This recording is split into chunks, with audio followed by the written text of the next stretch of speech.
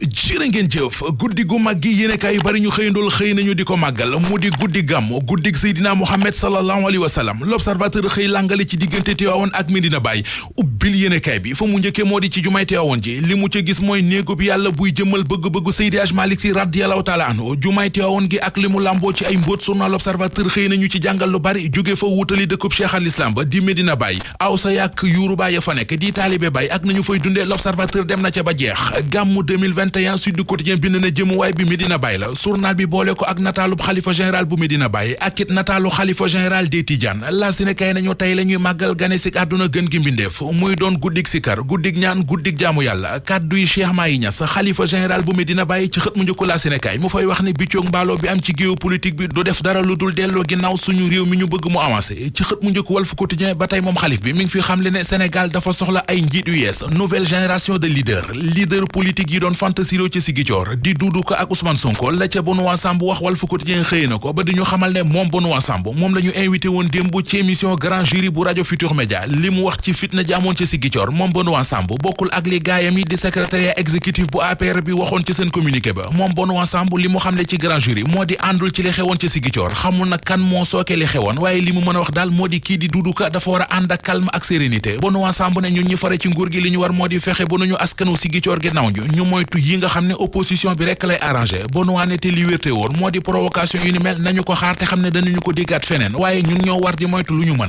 Abdoulaye Diouf Sarr maire de Dakar Source A ne nañu agent de santé yi ci réew mi loolu la ñu bëgg a dégg ubbil yéenekaay bi ca conférence de presse bañ doon def keroog samedi ñoom agent de santé yi fa la ñu adhéré bokk ci plateforme bii ñu naan Abdoulaye Ndakaaru ko soxla moom mi Ndakaaru soxla di Abdoulaye Diouf Sarr yéenekaay bi nañu jaaree na fa leeral li mu bëgg ci Ndakaaru yéenam ak projet yi mu bëgg a doxal ci capitale bi bu doonee maire de Dakar xamal personnel de santé bi ne moom Abdoulaye Diouf Sarr bu doonee maire de Dakar structure de santé yi ci dëkk bi dana leen gën a taxaw gën leen a liggéey ba ñu gën a mucc ayib mu xamal leen li ñu war jamono ji moo di waaj ba jekk toog te déglu dogal bi coalition Benno Bokk Yaakaar di jël waaye fii ak booba nañu taxawaayu capitaine d'équipe jug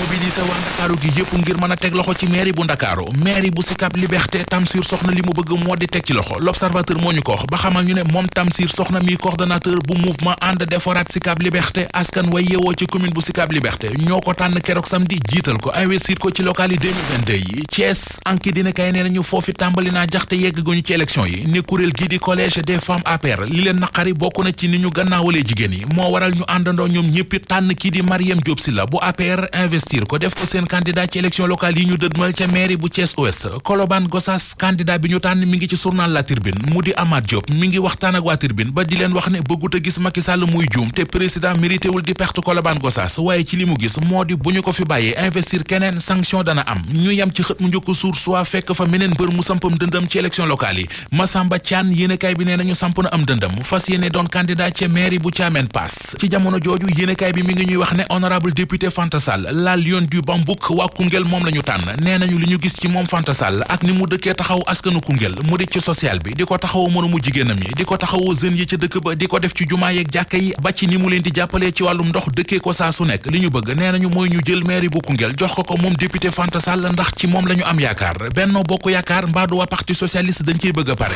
l'observateur nañu ci xëtam mu njëkk li waa parti socialiste ne dañuy déposer seen caution ci wotoy lakaal yi ñu jëm mën naa jur ay conséquences yu dul jeex ci ànd bi latir bi nañu ànd ba sax moo tàmbalee xajam ndax gis nañuy allié yu bari yu tàmbalee dànd Macky Sall ñu dànd politique bi tuuti dem ci le quotidien mi xëy di ñu wax ci xëtam mu njëkk ne lu ñeel financement des jeunes DER di délégation à l'entrepreneuriat rapide mi ngi ci jaaxle gu rëy ne budget fanweeri milliards bi mu soxla ngir financement ndaw ñi 2 milliards ak genn wàll la jotee ci trésor